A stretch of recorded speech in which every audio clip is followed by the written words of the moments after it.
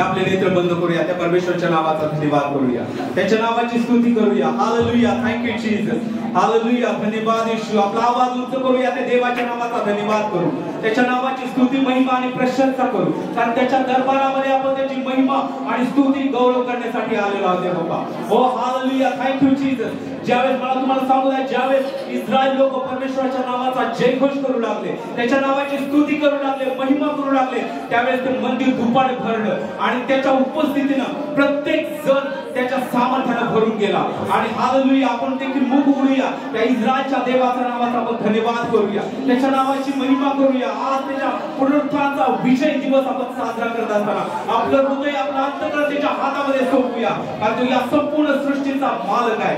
आपलं जीवन त्याच्या हातामध्ये आपण समर्पित करूया आणि म्हणूया, प्रभू हो, तू या संपूर्ण सृष्टीचा मालक आहेस, माझ्या जीवनाचा मालक तू आहेस, माझ्या कुटुंबियांचा मालक तू आहेस, माझ्या चर्चचा मालक तू आहेस, माझ्या सर्व ठिकाणी देवा तू आहेस. पिता परमेश्वराचा, तू माझ्या प्रथम स्थानी आहेस. पिता परमेश्वराचा, मी सर्व गोष्टीच्या अगोदर प्रथम स्थान मी तुला देतो देव बाप्पा, कारण तू माझं गौरवाचं स्थान आहेस, तू माझं प्रथम स्थान आहेस. पिता परमेश्वरा, आम्ही तुझ्या नावाचा धन्यवाद करतो, तुझ्या नावाची महिमा करतो, गौरव करतो.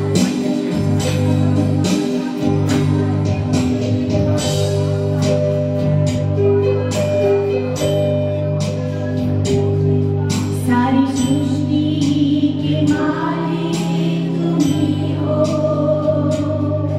सागर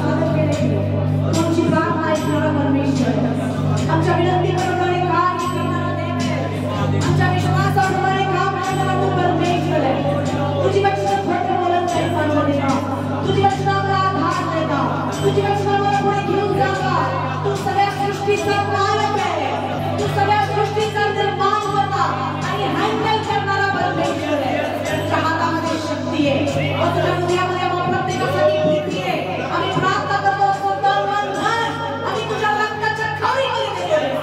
कुठल्याही प्रकारे सैतानाचा हत्यार त्याच्यावर चालणार नाही. येशूच्या नावामध्ये आम्ही कबूल करतो, आम्ही डिक्लेअर करतो देवा. हालेलुया. आता वेळ नाही, तुझी वेळ आली आम्हाला घेऊन जाण्याची, तुझी वेळ आली आम्हाला घेऊन जाण्याची, आमची वेळ आली तुझ्या बरोबर जाण्याची. आम्ही विश्वास गमवू नये, आम्ही हलगर्जी गमवू नये. आमची नाव दे बाबा या भवसागरामध्ये फसणार नाही, कारण तू आमचा नावाडी आहे, तू आमचा नावाडी आहे. मी तुला धन्यवाद देते. आम्हाला प्रत्येकाला दे बाबा तू घेऊन जाण्यासाठी येणार आहे. आमची तयारी करत आहे, आम्हाला परिपूर्ण करत आहे, आम्हाला तुझ्या आत्म्याला भर दे. तू आमचा मालक आहे, मी तुझी उद्धार मानतो. ही सुंदर वेळ, हा क्षण, ही संधी आम्ही तुझ्या नावामध्ये समर्पित करतो. तुझ्या पवित्र आत्म्याने तू आम्हाला भरलेस. आजचा हा अभिषेक आम्ही प्रत्येकासाठी स्वीकारतो. हो आणि आमेन. तुझी कृपा आमच्या बरोबर आहे, म्हणून मी तुझी आभार आणि स्तुती करते. सर्व गौरव आदर केवळ मी तुला आणि तुलाच देते. हा आनंदाचा क्षण, हा पुनरुत्थानाचा देवाचा सण आम्ही साजरा करत असताना तुझा आत्मा आमच्या बरोबर आहे, तुझे देवदूत आमच्या बरोबर आहे, तुझी प्रजा आमच्या बरोबर आहे. ही मंडळी आम्ही एकत्र मिळून आम्ही टाळ्या वाजवून तुला गौरवतो, आम्ही तुला धन्यवाद देतो की तू आमच्यासाठी विजयी जीवन जगला, तू आमच्यासाठी पुनरुत्थित झाला, तू आमच्यासाठी उठलायस प्रभू. मी तुला धन्यवाद देते. आणि आज तुझ्या उठण्यामुळे प्रभू परमेश्वरात जे काही नेलं या ठिकाणी तुझं वचन आम्हाला सांगतं, ज्यांच्यामध्ये माझा आत्मा आहे तो मेला असला तरी जगेल. प्रभू येशूच्या नावामध्ये त्यांचा फायनल जर आज मेलाय तर आज उठणार आहे. येशूच्या नावामध्ये आज त्यांची मर्त शरीर उठणार आहे, आज त्यांचे विचार उठणार आहे, आज त्यांचं जीवन बदलणार आहे. कारण तू उठलाय, तू पुनरुत्थित परमेश्वर आहे, तू जीवन आहे माझ्यामध्ये. मी तुझा गौरव करते. तुझ्यामध्ये आम्ही मरणार नाही, कारण माझा देव जिवंत आहे, माझा देव जिवंत आहे. मी त्या विजयी देवाचा विजय देखलोय, मी त्याच्यासारखाच असणार. मी हार मानणार नाही, मी भीत सोडणार नाही. कितीही क्लेश, किती व्याधी असले तरी तू जगाला जिंकलेस. आणि मी पण तुझ्यामध्ये, ज्यानं तुझ्यामध्ये जन्म घेतलाय तो या जगाला जिंकण्याचं सामर्थ्य ठेवतो. ते सामर्थ्य तो अधिकार तू आम्हाला दिलास, म्हणून मी तुझे उपकार स्तुती करते. मी विजय आहे तुझ्यामध्ये, माझं काही मरणार नाही.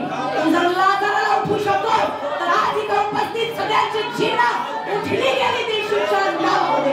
जसं त्या शुष्क अस्थिमध्ये देवा तू श्वास फुंकलास आणि त्या सगळ्या शुष्क अस्थिला तू जिवंत केलं. आज पण ही इस्रायल प्रजा मरणार नाही असं मी डिक्लेअर करते. तुझं पवित्र रक्त या मंडळीला लागते माझ्या देवा.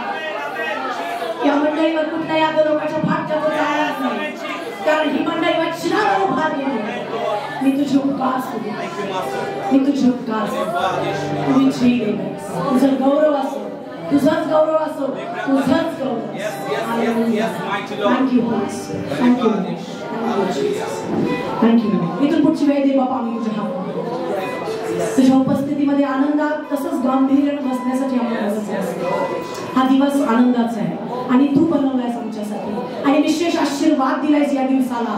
आणि शब्दात दिवस पवित्रपणे पाळण्यासाठी तू आम्हाला दे बाबा ती जी आज्ञा दिलीस त्याच्यामध्ये तुझी कृपा आहे, म्हणून मी तुला धन्यवाद देते. आम्ही या ठिकाणी देवा तुला भेटण्यासाठी, तुझा गौरव करण्यासाठी तुला भेट घेऊन आलोय प्रभू.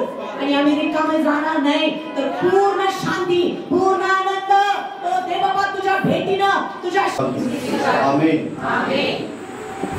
परमेश्वर पिता तुझा आत्मा या ठिकाणी उपस्थित आहे प्रभू देवा. निश्चित अर्थाने प्रभू तू सामर्थ्य परमेश्वर आमच्या जीवनावर अधिक कृपा करणारा, अधिक दया करणारा आहेस. जसं तुझ्या वचनामध्ये प्रभुदेवा आम्ही वाचतो आणि प्रभुदेवा तुझ्या वचनामध्ये लिहिलंय की प्रभुदेवा आजच्या दिवशी प्रभू येशू ख्रिस्त मरणातून तिसऱ्या दिवशी जिवंत झाला, मरणावरती त्याने जय मिळवला आणि प्रभुदेवा सर्व सत्ताधीश, अधिकार आणि सैतानाचं प्रत्येक सामर्थ्य, अंधकाराची शक्ती येशूच्या नावात हरवली गेली प्रभूजी. आणि प्रभुदेवा ज्या किल्ल्या सैतानाने हिसकावून घेतल्या होत्या प्रभुदेवा पुन्हा एकदा प्रभुदेवा त्या येशू ख्रिस्ताने प्राप्त केल्या. आणि आता तो म्हणतो की मरण आणि जीवनाचा अधिकार माझ्या जवळ आहे. आणि निश्चित अर्थाने प्रभुदेवा आजच्या दिवशी तू प्रभुदेवा आम्हाला अधिकारी बनवलेला आहेस. की प्रभू देवा आम्ही आमच्या जीवनावर, आम्ही आमच्या जीवनातल्या संकटावर आणि सर्व प्रकारच्या अडचणी आणि वेगवेगळ्या प्रकारे आमच्या जीवनात होणाऱ्या हमल्यावरती प्रभू देवा जय मिळवावा, यासाठी प्रभू देवा येशू ख्रिस्त आमच्यासाठी विजयी झालेला आहे प्रभू देवा. आणि तो विजयी येशू ख्रिस्त आज आम्ही प्रभू देवा आमच्या जीवनात जसा आहे तसा स्वीकारतो प्रभू देवा.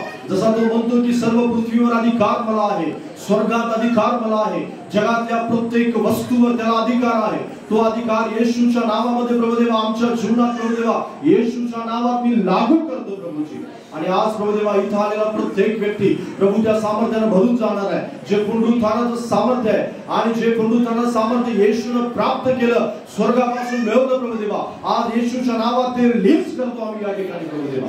आणि ते आम्ही मोठ्या सामर्थ्याने या ठिकाणी प्रगट होताना पाहणार आहोत प्रभू देवा. तो अधिकार प्रगट होताना पाहणार आहोत, तो आशीर्वाद प्रगट होताना पाहणार आहोत. आणि प्रभू देवा अनेकांचं जीवन त्या महिमेनं भरून जाताना आम्ही पाहणार आहोत प्रभू देवा. आमची प्रार्थना तो ऐकणार आहे असा विश्वास आम्ही बाळगतो प्रभूजी. इथं आलेला प्रत्येक व्यक्ती येशूच्या नावात आम्ही तुझ्या पवित्र हातात सोबतो प्रभू देवा. आम्ही प्रभू देवा प्रार्थना पूर्वक या ठिकाणी उपस्थित आहोत. तो आमच्याशी बोलावा अशी आम्ही तुझ्या पवित्र आत्म्याला विनंती करतो विद्या. तुझा आत्मा आमच्याशी बोलू दे, आमची मन अंतःकरण उघडतो प्रभू देवा. आमच्याशी तू बोल प्रभू देवा, तुझी वाणी आमच्या कानापर्यंत पोहोचू दे प्रभू देवा. हो प्रभू देवा आम्ही आमची प्रार्थना ऐकणार तू परमेश्वर आहेस. धन्यवाद देतो, स्तुती करतो येशूच्या नावात मागतो म्हणून तू ऐकू द्या. आमेन आमेन. बसूया आपण सगळे. Praise the Lord. हालेलुया. माझ्याबरोबर उघडा योहानाचा शुभवर्तमान 26 अध्याय.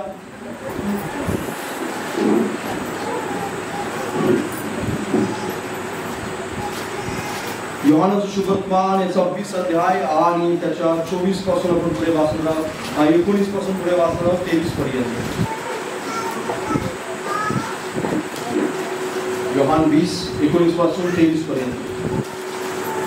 त्याच दिवशी म्हणजे आठवड्याच्या पहिल्या दिवशी संध्याकाळी जे ते शिष्य होते तेथील दारे यहुद्यांच्या भीतीमुळे बंद असता येशू आला व मध्ये उभा राहून म्हणाला, तुम्हास शांती असो. असे बोलून त्याने आपले हात व धूस त्यांना दाखवली. तेव्हा प्रभूला पाहून शिष्यांना आनंद झाला. येशू पुन्हा त्यांना म्हणाला, तुम्हास शांती असो. जसे पित्याने मला पाठवले आहे तसे मीही तुम्हाला पाठवितो. असे बोलून त्याने त्यांच्यावर फुंकर टाकला आणि त्यांना म्हटले, पवित्र आत्म्याचा स्वीकार करा. ज्या कोणाच्या पापांची तुम्ही क्षमा करता त्यांची क्षमा झाली आहे, आणि ज्या कोणाची तुम्ही तशीच ठेवता ती तशीच ठेवलेली आहे. Praise the Lord. योहानाचा शुभवर्तमान 20 अध्याय 19 पासून 23 पर्यंत मी वाचलं तुमच्यासाठी. Praise the Lord. हालेलुया. या ठिकाणी येशूच्या पुनरुत्थानाविषयी आपल्याला पाहायला मिळतं. Praise the Lord. येशूच्या पुनरुत्थानाविषयी. लोक त्याला ईस्टर म्हणतात, बायबल त्याला पुनरुत्थानाचा दिवस म्हणतात. Praise the Lord. Hallelujah. Hallelujah. आजचा दिवस पुनरुत्थानाचा दिवस आहे. पुनरुत्थान म्हणजे पुन्हा उठणे. बायबल सांगा, पुनरुत्थान म्हणजे पुन्हा उठणे. पुन्हा उठणे म्हणजे जो पडलेला आहे तो उठतो, बरोबर ना? जो पडलेला आहे तो उठतो, जो मेला आहे तो उठतो, जो उठलेलाच आहे तो त्याला उठण्याची गरज नाही, जो चालत आहे त्याला उठण्याची गरज नाही. जो पडला आहे, जो मेलेला आहे, जे काही मृत आहे त्याला उठून पुन्हा एकदा जाग करून जिवंत माणसासारखं चालवणं म्हणजेच त्याला काय म्हणतात? पुनरुत्थान म्हणतात. ज्याला आपण पुनरुत्थान म्हणतो, ज्याला आपण पुन्हा उठणे म्हणतो, त्याला बायबल काय म्हणतं? या ठिकाणी पुनरुत्थान म्हणत आहे. येशू ख्रिस्ताच्या पुनरुत्थानाविषयी आपण या ठिकाणी ऐकतो. आणि बायबल असं सांगतं त्या ठिकाणी 19व्या वचनामध्ये की ज्या दिवशी येशू ख्रिस्त मरणातून जिवंत झाला त्या दिवशी शिष्यांना भेटण्यापूर्वी शिष्य एका बंद खोलीमध्ये बंद होते. आणि बायबल सांगते की यहुद्यांच्या भीतीमुळे किंवा जे लोक येशू ख्रिस्ताचा जीव ज्यांनी घेतला होता किंवा येशू ख्रिस्ताला क्रूस खांबावर मारण्यासाठी जे जबाबदार होते अशा सगळे लोकांच्या भीतीमुळे शिष्य भीतीमुळे दरवाजे बंद करून आतमध्ये बसलेले होते. आणि दरवाजे बंद करून आतमध्ये बसलेले असताना येशू ख्रिस्त बंद दरवाजे असताना येशू आतमध्ये आला. दरवाजे बंद आहेत, सगळं काही बंद आहे, आणि अशा ठिकाणी येशू येतो आणि त्या ठिकाणी येऊन म्हणतो, तुम्हास शांती असो. Praise the Lord. हालेलुया. येशूला कोणताही दरवाजा अडवू शकत नाही, येशूला कोणतीही भिंत अडवू शकत नाही, कारण आपला येशू ख्रिस्त पुनरुत्थित झालेला येशू ख्रिस्त आहे. येशू जोपर्यंत पूर्ण मानव आणि पूर्ण देव होता आणि येशू ख्रिस्त क्रुसावरती खेळला जात नव्हता किंवा खेळला गेला नव्हता, तोपर्यंत येशूला भिंतीकडे पलीकडे जाण्यासाठी मानवी रूपामध्ये असलेली एक मर्यादा होती. त्यावेळेस पण तो जाऊ शकत होता, त्यावेळेस पण जाण्याचं सामर्थ्य त्याच्याजवळ होतं. त्यावेळेस पण बऱ्याच ठिकाणी आपण असं पाहतो की येशू लोकांच्या मधून गायब झाला असं लिहिलं, किंवा तो त्या ठिकाणून गायब झाला किंवा त्या ठिकाणून तो निघून गेला. तो कसा गेला, काय गेला, कसा, आपल्याला काही ठाऊक नाही. पण ज्या दिवशी येशू ख्रिस्त मरणातून जिवंत झाला त्यावेळेस मात्र भिंत, कुठल्याही प्रकारचा दरवाजा मात्र त्याला अडवू शकत नव्हता. कुठल्याही लोकांचं सामर्थ्य, कुठलीही शक्ती त्याला अडवू शकत नव्हती, कारण येशूच्या हातामध्ये तिथून पुढे सगळा अधिकार होता. कोणता अधिकार? मरणाचा अधिकार, जीवनाचा अधिकार, स्वर्गातला अधिकार, पृथ्वीवरचा अधिकार. प्रत्येक अधिकार आज येशू ख्रिस्ताच्या हातामध्ये आहे. Praise the Lord. प्रत्येक अधिकार आज, प्रत्येक अधिकार कोणाच्या हातामध्ये? येशू ख्रिस्ताच्या हातामध्ये. जसे येशू म्हणाला शिष्यांना, ज्यावेळेस येशू ख्रिस्त स्वर्गामध्ये जात होता त्यावेळेस शिष्य 500 लोक त्या ठिकाणी एकत्र जमलेले, आणि 500 लोकांच्या मध्ये प्रभू येशू ख्रिस्त म्हणतो की स्वर्गात आणि पृथ्वीवर सर्व अधिकार मला दिलेला आहे. Hallelujah, hallelujah. लक्षात घ्या, आज प्रभू येशू ख्रिस्ताच्या हातामध्ये अधिकार आहे. पण प्रभू येशू ख्रिस्ताच्या हातामध्ये जो अधिकार आहे तो तुमच्या आणि माझ्या जीवनामध्ये सुद्धा वापरला गेला पाहिजे, किंवा तुमच्या आणि माझ्या जीवनाचा सुद्धा तो भाग बनला पाहिजे. जर प्रभू येशू ख्रिस्ताच्या हातामध्ये अधिकार आहे, प्रभू येशू ख्रिस्त पुनरुत्थित झालेला आहे, प्रभू येशू ख्रिस्ताला कोणी अडवू शकत नाही, तर तुमच्या आणि माझ्या जीवनामध्ये सुद्धा त्या गोष्टी झाल्या पाहिजेत. नवीन करार असो किंवा जुन्या करार असो, की बऱ्याच ठिकाणी परमेश्वरानं आपल्याला तो अधिकार लोकांना वापरण्यासाठी दिलेला आपल्याला पाहायला मिळतो. खूप ठिकाणी आपल्याला वाचायला मिळतं की ज्या ज्या ठिकाणी देवाला, लोकांना देवाची गरज होती, देवाच्या सामर्थ्याची गरज होती, वेगवेगळ्या प्रकारे ते निराशेमध्ये होते, अडचणीत होते. जसं शिष्य भीतीमुळे दरवाजा बंद करून आतमध्ये घाबरून बसलेले होते, त्यांना गरज होती सामर्थ्याची, त्यांना गरज होती प्रोत्साहनाची, त्यांना गरज होती अभिषेकाची, त्यांना गरज होती कोणीतरी त्यांच्यावर फुंकर घालेली याची. आणि येशू ख्रिस्तानं आतमध्ये येऊन त्यांना सामर्थ्य दिलं, शक्ती दिली आणि सांगितलं त्यांच्यावर फुंकर घालून की पवित्र आत्म्याचा काय करा? स्वीकार करा. आणि त्यांना सामर्थ्य प्राप्त झालं, त्यांना शक्ती मिळाली, त्यांना उत्साह मिळाला, त्यांना बाहेर पडण्यासाठी उत्साह मिळाला. ते मासे धरायला बाहेर पडले, ते बाहेर आपल्या कामासाठी बाहेर पडले, येशू ख्रिस्ताबरोबर बाहेर पडले, ते समुद्र ठिकाणी गेले, समुद्राच्या काठावरती गेले. आपल्याला पाहायला मिळतं की त्याच्यानंतर शिष्य काय पडलेले आहेत? बाहेर पडलेले. पण त्याच्यापूर्वी ते कुठे होते? आतमध्ये होते. आतमध्ये दरवाजा बंद करून काय बसलेले होते?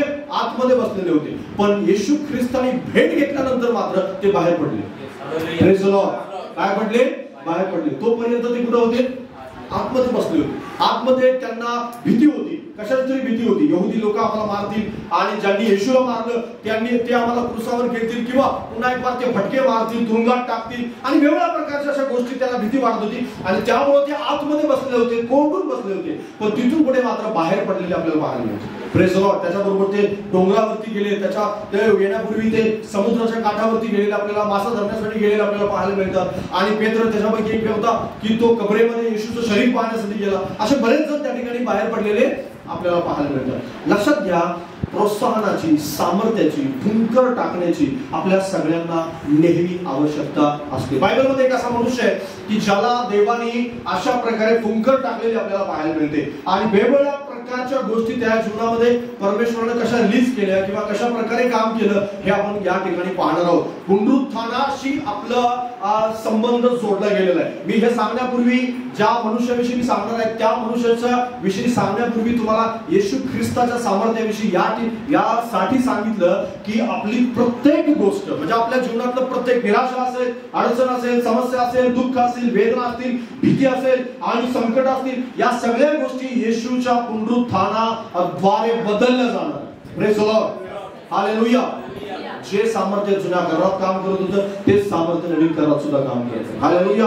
जो परमेश्वर जुन्या करारात काम करतो तोच परमेश्वर नवीन करारात सुद्धा काम करतो. जो परमेश्वर जुन्या करारात नवीन करारात काम करतो तो आता पवित्र आत्म्याच्या काळात सुद्धा काम करतो. Hallelujah. Praise the Lord. Hallelujah. आणि आपण पाहणार आहोत, माझ्या बरोबर काढा यहोशुआचं पुस्तक, त्याचा पहिला अध्याय 2रं वचन. त्याच्यापूर्वी अजून एक वचन वाचूया. यहोशुआचं वाचण्यापूर्वी आपण अनुवादाचं पुस्तक याचा 32वा अध्याय 11वं वचन वाचू.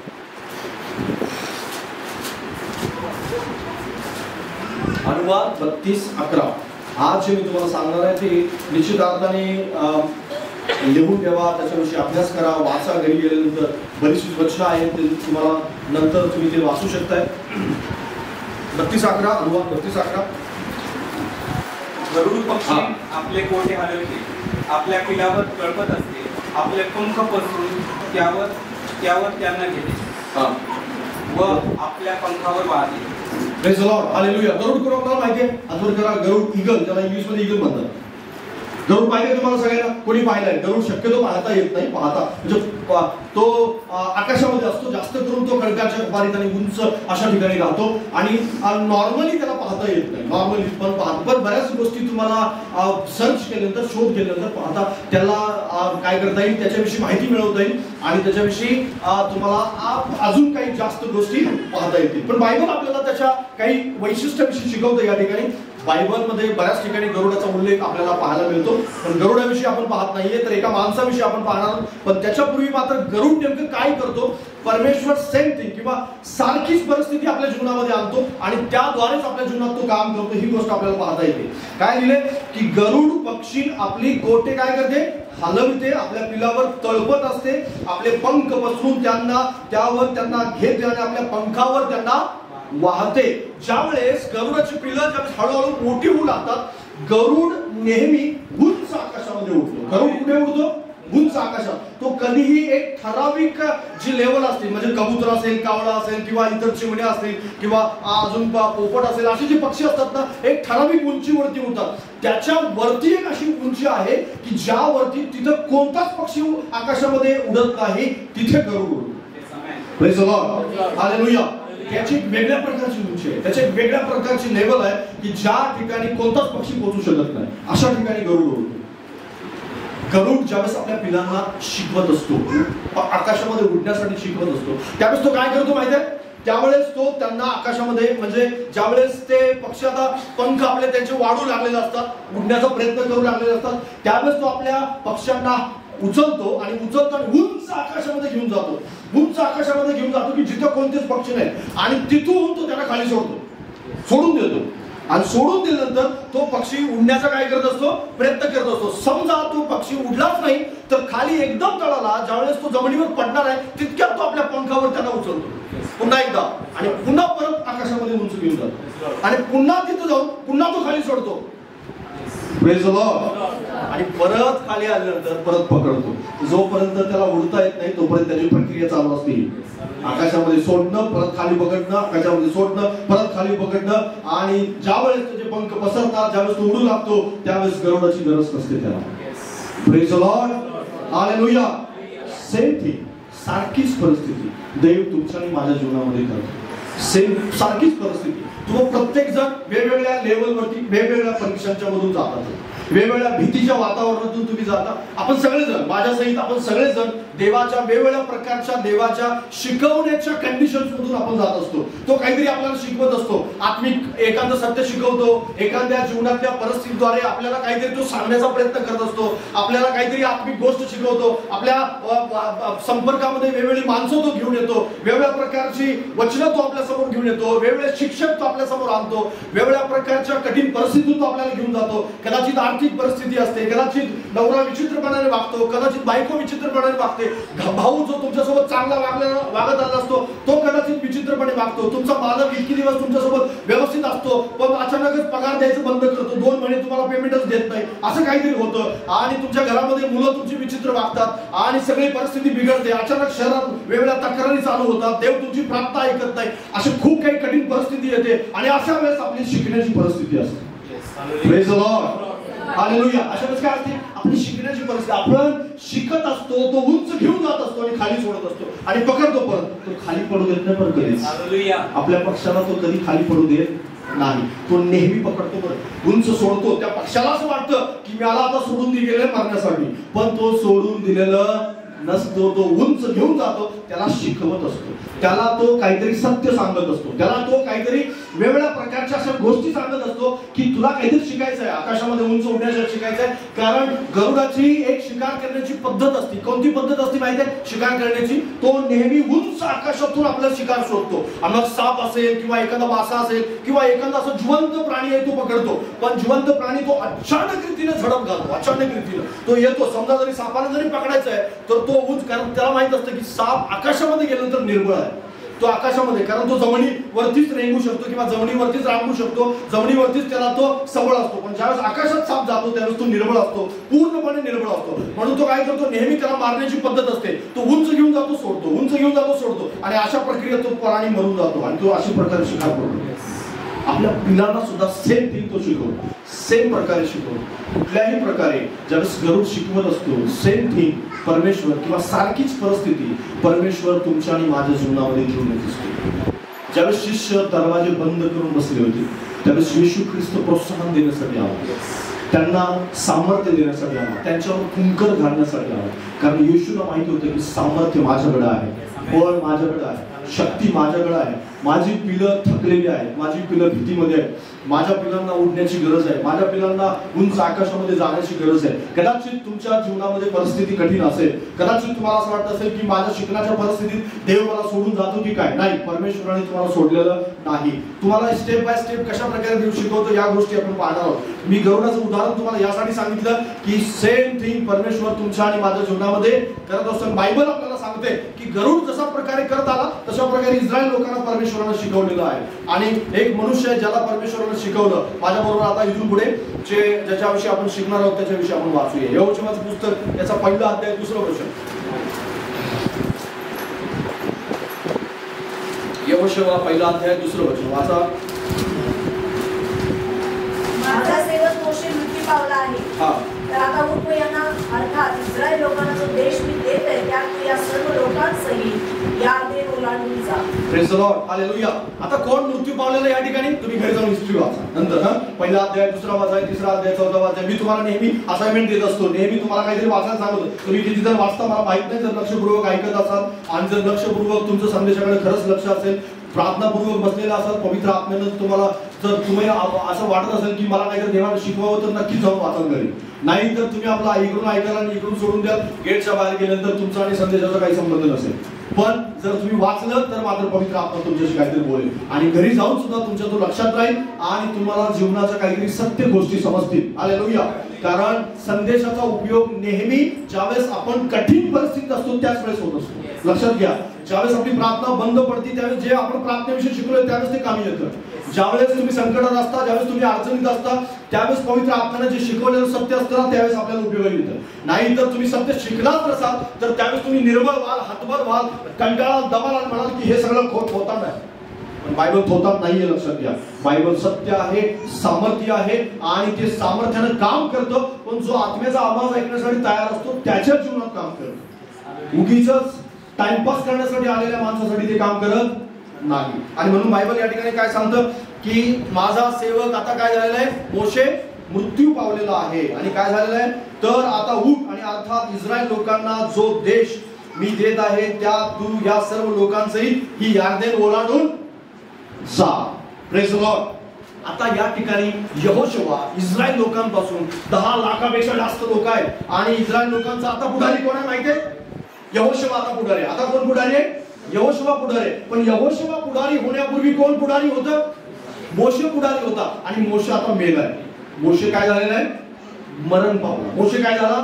मरण पावला. आणि मरण पावल्यानंतर यहोशुआला असं वाटलं की आता मोशे मेला, आता मी काय करू? कारण परमेश्वर त्या ठिकाणी त्याला सांगत आहे की माझा सेवक मोशे आता मरण पावलेला आहे आणि आता त्यांना यार्देनाच्या पलीकडे घेऊन जाण्याची, वचनदत्त नेण्याची जबाबदारी कुणाची आहे? ती तुझी जबाबदारी आहे. कुणाची जबाबदारी आहे? तुझी जबाबदारी आहे. ज्यावेळेस लोक आपल्या जीवनातून निघून जातात ना, लोक यहोशुआच्या जीवनातून आता त्याच्या डोक्यावर नेहमी 40 वर्षापासून एक दिवस नाही 40 वर्ष ज्यानं मार्गदर्शन केले तो माणूस अचानक रीतीने मेला. विचार करा त्याच्या मानसिक स्थिती काय असेल. विचार करा त्याच्या मनामध्ये काय परिस्थिती उठली असेल की भलेही तो सामर्थ्य आहे, शक्ती आहे, सेनापती आहे, तो प्रबळ आहे, घेऊन जाण्यासाठी सक्षम आहे, लढण्यासाठी सक्षम आहे, सगळं काय, पण 40 वर्ष मार्गदर्शन करणारा, प्रार्थना करणारा, प्रोत्साहन देणारा, देवाच्या वतीनं त्याला संदेश देणारा आणि त्याच्या वतीनं देवाजवळ संदेश घेऊन जाणारा असा मनुष्य अचानक रीतीनं मरण पावलाय आणि आता सगळी जबाबदारी कुणावरती आलेली आहे? यहोशुआवरती आलेली आहे. आणि तो अचानक रीतीनं गेल्यामुळे देवाला त्याला सांगावं लागलं की उठ आणि काय कर, आता इस्रायल लोकांना घेऊन तू चल. लोक ज्यावेळेस तुमच्या जीवनातून निघून जातात, माझ्या जीवनातून निघून गेले, तुमच्या पण जीवनातून निघून गेले असतील बरेच जण. बऱ्याच वेळेस आपल्याला असं वाटतं की संपलं सगळं नाही, आपल्या जीवनात आता काहीच उरलेलं नाही. त्या व्यक्तीला विचारा, जी व्यक्ती तिच्या जीवनातून अचानक एक 10 वर्ष संसार केलाय, अचानक तिचा नवरा मरण पावला, अचानक काहीतरी असं घडतं, तो आजारी होतो किंवा काहीतरी होतं आणि अचानक निघून जातो, किंवा अचानक त्याच्या जीवनामध्ये 10 वर्षापासून ते सोबत आहेत आणि ज्यावेळेस एखादा पालक ज्यावेळेस आपल्या मंडळीला सांभाळत असतो आणि 5 वर्ष 10 वर्ष तो त्यांना शिकवतो, चालवतो, वाढवतो आणि अचानक रीतीनं तो असं म्हणतो की पास्टर तुमचा आणि माझा काही संबंध नाही. त्या पालकाला जाऊन विचारलं पाहिजे की पास्टर तुम्हाला काय वाटलं मनामध्ये? ज्यावेळेस तुम्ही तुमचं मैत्री आहे आणि मैत्री असताना तुम्हाला असं वाटलं हा मित्र मला हे देईल, ते देईल, हे देईल, ते देईल, सगळं तुम्हाला असं वाटलं आणि अचानक रीतीने तो म्हणतो की मी तुला काहीच देऊ शकत नाही, जे संकट आहे ते तुला सहन करायचं. एखाद्या नातेवाईकाला तुम्ही अगदी जोर पकडून राहिलेला असता आणि तुम्ही म्हणाल की नाही नाही मला तुम्ही सोडून जायचं नाही आणि तुम्हाला असं वाटलं की हा नातेवाईक मला माझ्या संकटात मदत करणारच करणार आणि ज्यावेळेस खरं संकट येतं त्यावेळेस तो म्हणतो तुझा मला काही संबंध नाही. तुमची परिस्थिती त्यावेळेस काय असते?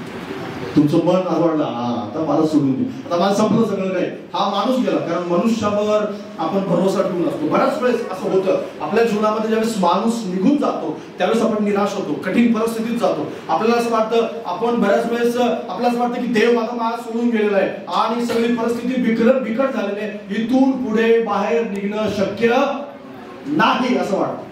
मला तुम्हाला सांगू द्या की तुमच्या अत्यंत जवळचा, म्हणजे अत्यंत कोणताही जवळचा माणूस असते, देवाला सोडून जो कोणी अत्यंत, तुमचा कदाचित नवरा असेल, कदाचित तुमची पत्नी असेल, कदाचित तुमचा भाऊ असेल, बहीण असेल, मुलगा असेल आणि जावई असेल, सासू असेल, सासरा असेल आणि कोणी असू शकता, तुमचा एखादा नातेवाईक असेल, अत्यंत जवळचा मित्र असेल, तुम्ही त्याच्यावर आशा ठेवून बसल्यात, मार्गदर्शनासाठी तुम्ही त्याला पाहतात, नेहमी तुम्हाला असं वाटतं की हा मला सोडून नाही गेला पाहिजे, याच्यापासून मला नेहमी सहाय्य मिळतं आणि अचानक रीतीनं सोडून गेल्यानंतर तुम्ही निराशेमध्ये असाल किंवा तुम्हाला असं वाटत असेल की हाच मला तारणार आहे किंवा हाच मला पुढे घेऊन जाणार आहे. ज्यावेळेस तो सोडून जाईल त्यावेळेस तुम्ही देवावर भिस्त ठेवू शकताय. हालेलुया. कारण देवा व्यतिरिक्त असा कोणताच जगात माणूस नाही की तो तुम्हाला पूर्णपणे सहाय्य करू शकतो. Praise the Lord. हालेलुया.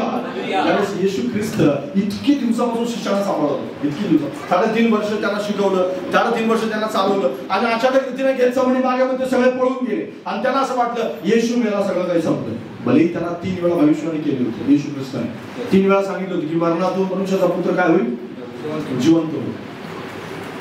पण जोपर्यंत जिवंत होत नाही, जोपर्यंत दर्शन देत नाही, तोपर्यंत त्याच्यावर त्याचा विश्वासच नव्हता.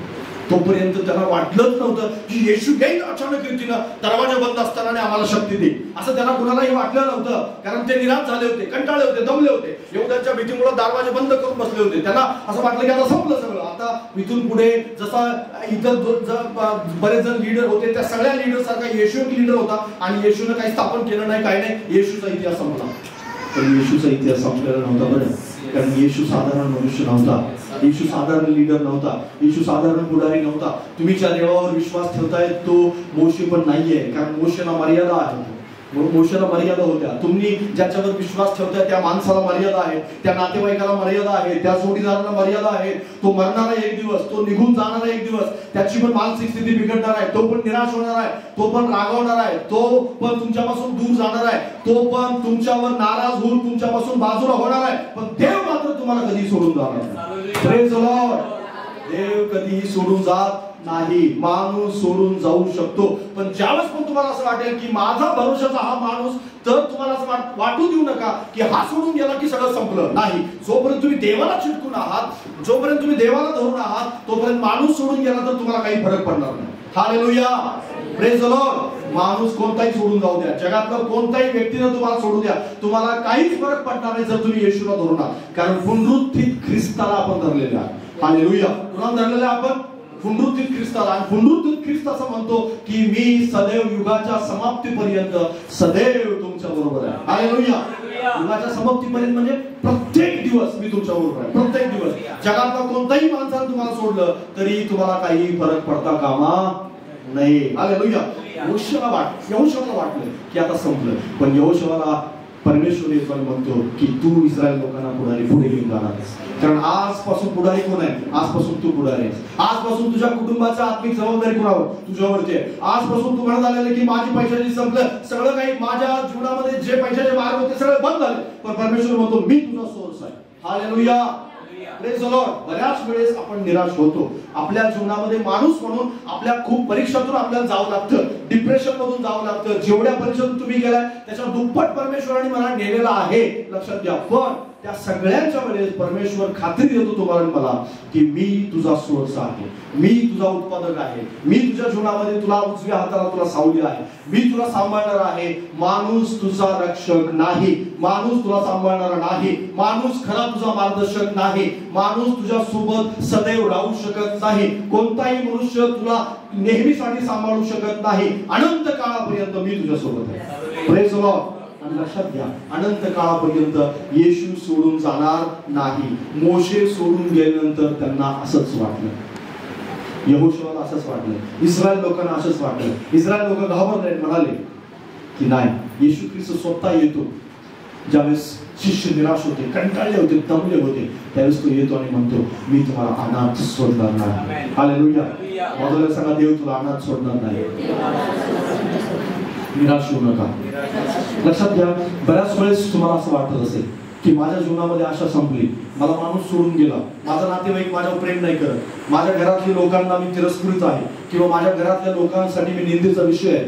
मी प्रार्थना करतो म्हणून माझ्यासाठी वेगवेगळ्या प्रकारच्या गोष्टी माझ्यासाठी वर्ष केले गेले किंवा मला बाजूला हाताळण्यात आलेलं आहे. पण मी तुम्हाला सांगतो, देव तुमच्या बाजूला उभा आहे. देव तुमच्या बाजूला भक्कमपणे उभा आहे. येशूने तुम्हाला सोडलेलं नाही, येशूने तुम्हाला टाकलेलं नाही. मी तो म्हणतो मी तुम्हाला अनाथ सोडणार नाही, तर कैवारी आत्मा मी तुमच्या बरोबर देईल आणि कैवारी आत्मा तुम्हाला कधी सोडून जाणार नाही. जर येशू बरोबर तुम्ही प्रामाणिक आहात, जर येशू बरोबर तुमचं नातं घट्ट आहे, जर येशूची तुम्ही रोज प्रार्थना करत आहात, जर येशूला तुम्ही आपल्या अंतःकरणात स्वीकारले, तर येशू तुम्हाला कदापि सोडणार नाही. पवित्र आत्मा तुम्हाला सोडणार नाही. पवित्र आत्मा सदैव तुमच्या सोबत असणार. हालेलुया.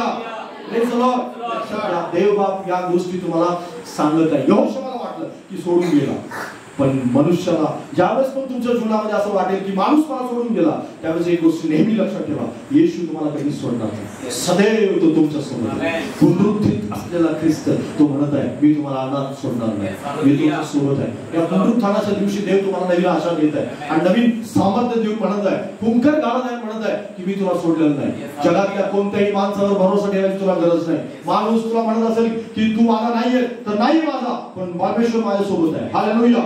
जरी तू माझ्यासोबत नाही राहिलं तर देव मला सोडणार नाही, हे मला खात्री आहे. तुमच्या प्रार्थनांच्या मध्ये नेहमी तुम्ही परमेश्वराला हे आश्वासन दिलं पाहिजे, परमेश्वराला म्हटलं पाहिजे की प्रभू तू सोडत नाही त्याबद्दल धन्यवाद, सोडत नाही त्याबद्दल धन्यवाद. माणूस मला सोडून गेला त्याबद्दल प्रभूजी मी तुझा आभार मानतो. कारण माणूस ज्यावेळेस सोडून जातो ना, त्यावेळेस देव तुमच्यासाठी पवित्र आत्म्याजवळ घेऊन जातो. त्याला माहिती असतं की माझं पिलू उडणार नाही, त्याच्या पंखामध्ये अजून बळ आलेलं नाही, तर जमिनीवर पडण्यापर्यंत तो धरणार. हालेलुया. Praise the Lord. कारण तो शिकवत आहे. माणूस सोडून जात आहे त्यावेळेस तो काय करत आहे? शिकवत आहे, सांगत आहे की हा सोडून गेला तर माझ्यावर भरोसा ठेवायला चालू कर, माझ्यावर विश्वास ठेवायला चालू कर, मला आपलासा कर, माझ्या जवळ बस, माझ्या जवळ गुडघे झिजव, तरच मी तुला मदत करेन. हालेलुया. इतके दिवस जो भरोसा ठेवून बसलायस ना, हा मला मदत करेल, तो करेल, हा करेल, ही करेल, आणि असं सगळं सोडून, कारण सगळे जण सोडून गेल्याशिवाय देवाच्या चरणाजवळ माणूस बसत नाही. हालेलुया. ज्यावेळेस माणसं सोडून जातात त्यावेळेस देव आठवतो माणसाला. तोपर्यंत लोकप्रिय वाटायला लागतात. हे बऱ्याच वेळेस लक्षात घ्या, बायकोला ज्यावेळेस नवरा एखादी विधवा होऊ नये, पण जर देवाच्या इच्छेने तरी झाली असेल, लक्षात घ्या, त्या विधवेला विचार की ज्यावेळेस नवरा सोडून जातो त्यावेळेस खऱ्या अर्थानं तिचं लक्ष देवाकडे लागतं. खऱ्या अर्थानं ही खरी गोष्ट आहे. खऱ्या अर्थानं ती म्हणू लागते आता कोणी नाहीये, नवराच माझा नवरा परमेश्वरच, परमेश्वरच माझ्यासोबत आहे, माझी लेकरं माझी नाही. कारण खऱ्या अर्थानं त्याच वेळेस समजतं की माझ्यासोबत खरं नेमकं कोण होतं. सगळ्यांच्या जीवनामध्ये कठीण परिस्थिती अशीच येते. ज्यावेळेस माणूस आपल्या जीवनातून निघून जातो त्यावेळेस आपल्याला वाईट वाटतं, दुःख होतं, वेदना होतात. मोशे गेला त्यावेळेस यहोशुआला वेदना झाली असेल का? निश्चित तर झाली, पण तोपर्यंत केवळ अंगणाच्या जवळ बसणारा आता मात्र परमेश्वराच्या चरणाजवळ आहे. Praise the Lord, hallelujah. तोपर्यंत यहोशुआ कुठं होता माहिती आहे? अंगणात मध्ये होता, पण आता मात्र कुठे आहे तो? आता परमेश्वराच्या चरणाजवळ आहे. आता परमेश्वराच्या चरणाजवळ बसलाय. आता वाणी ऐकण्यासाठी त्याला याजक लागत नाही. आता वाणी डायरेक्ट यहोशुआला ऐकायला. Praise the Lord. आता वाणी कुणाला ऐकायला येते? डायरेक्ट यहोशुआला. यहोशुआशी डायरेक्ट देव बोलतो आणि देव म्हणतो आता इथून पुढे चल, इकडे चल, तिकडे चल, यरीहोचा पाडाव करण्यासाठी हे कर, ते कर. आता याजक लागत नाही, आता मोशेची गरज नाही, आता डायरेक्ट परमेश्वर आहे. Praise the Lord, hallelujah. त्यावेळेस माणसं सोडून जातील त्यावेळेस तुम्ही डायरेक्ट देवाच्या चरणाजवळ जा. माणसं सोडून जातील त्यावेळेस तुम्ही तिथे बसाल आणि म्हणाल की हा प्रभूजी आता बोल, मी तुझं ऐकत आहे. हालेलुया. कारण माणसं गेली आता तुझ्याशिवाय दुसरा कोणी नाही. Praise the Lord, hallelujah. त्यावेळेस देव तुम्हाला उंच घेऊन जातो त्यावेळेस घाबरू नका. माणसं सोडून जातील त्यावेळेस घाबरू नका. देवाच्या जवळ जा, चरणाजवळ बसा, कारण हीच वेळ आहे त्याच्याजवळ चरणाजवळ बसण्याची. हीच हा समय आहे त्याच्याकडून ऐकण्यास. कारण सगळे होते त्यावेळेस तुम्ही ऐकत नव्हते, बिझी होता त्याला करून देण्यासाठी. कारण बायबल स्पष्टपणे सांगतं ज्यावेळेस जो पण पती असतो त्यावेळेस पत्नी काय करत असते? सतत त्याला खुश करण्याचा प्रयत्न करत असते. पत्नी ज्यावेळेस असते पती तिला खुश करण्याचा प्रयत्न करत असतो, पण ज्यावेळेस ज्याला पतीच नाहीये, ज्याला पत्नीच नाहीये, तो मात्र देवाला खुश करण्याचा प्रयत्न करत असतो. Praise the Lord, hallelujah. जोडीदार नसावा असं मी म्हणत नाही, पण ही गोष्ट सत्य आहे. ज्या गोष्टी परमेश्वराच्या वचनात दिल्या त्या गोष्टी मी तुम्हाला सांगते की माणूस ज्यावेळेस नसतो त्यावेळेस देव आठवत असतो, पण माणूस सोडून जातो त्यावेळेस देवाची कधी आपल्याला आठवण होते. पहिली गोष्ट म्हणजे काय की ज्यावेळेस तुम्हाला लोक सोडतील त्यावेळेस देवाच्या चरणाजवळ जा आणि देव तुम्हाला सामर्थ्य देईल. दुसरी गोष्ट वाचा माझ्या बरोबर यहोशुआचं पुस्तक याचा 5वा अध्याय 12वं वचन.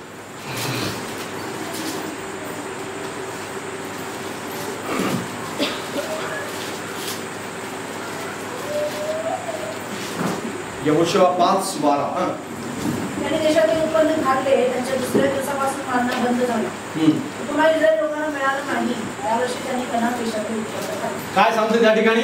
ज्या दिवशी त्यांनी देशातलं उत्पन्न खाल्लं, बाजूला सांगा, ज्या दिवशी देशातलं उत्पन्न खाल्लं त्या दिवशी मानना बंद झाला. किती वर्ष मानना मिळत होतं माहिती आहे?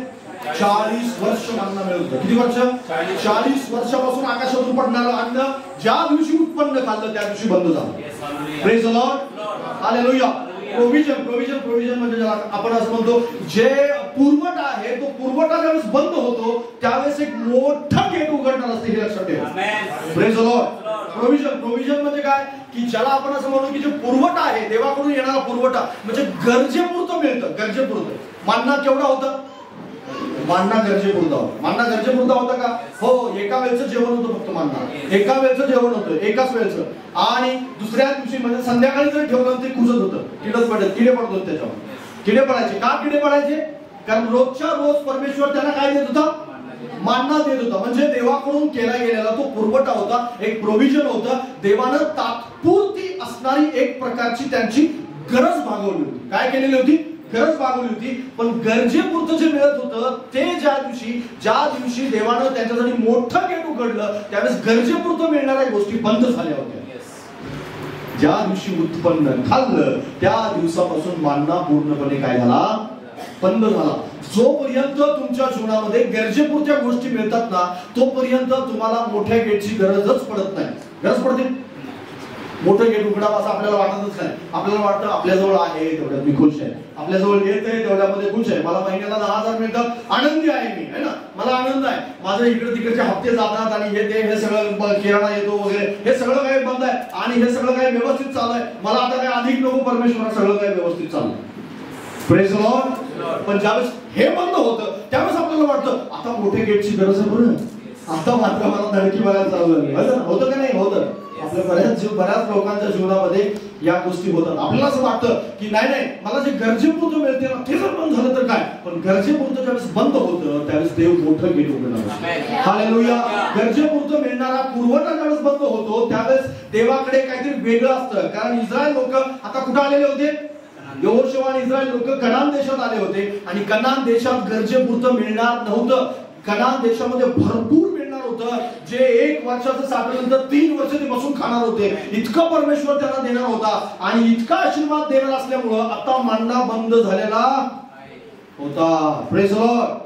हालेलुया. तुमच्या जीवनामध्ये जर गरजेपुरत्या गोष्टीत तुम्ही नेहमी समाधानी असाल आणि तुम्हाला असं वाटत असेल की ठीक आहे एवढं मिळतंय त्याच्यामध्ये पुरेसं आहे, आता हेच प्रभूची आयुष्यभर हेच राहू दे, आणि बऱ्याच लोकांच्या जीवनामध्ये हेच चाललेलं आहे. गरजेपुरतं मिळतं, ते महिन्याला खर्च होतं, महिन्याला कसं तरी 27, 28, 29, 30 तारखेपर्यंत कसं तरी पुरवडतं, परत 1 तारखेला परत ते सायकल सुरू होती, परत ती सायकल 27 तारखेपर्यंत 28 तारखेपर्यंत चालू राहती, परत महिन्यापासून परत ती सायकल चालू होती, परत आता ही सायकल 10 वर्षापासून चालू असते, 20 वर्षापासून चालू असते. काही लोक म्हातारे होतात तिथं पण सायकल चालू असते. तुमच्यापैकी बऱ्याच जणांची कहाणी आहे, बऱ्याच जणांची हीच कहाणी असते. पण मोठं गेट उघडण्यासाठी मांडणा बंद होणं गरजेचं आहे. मांडणा ज्यावेळेस बंद होतो त्यावेळेस मोठं गेट उघडतं. Praise the Lord. हालेलुया.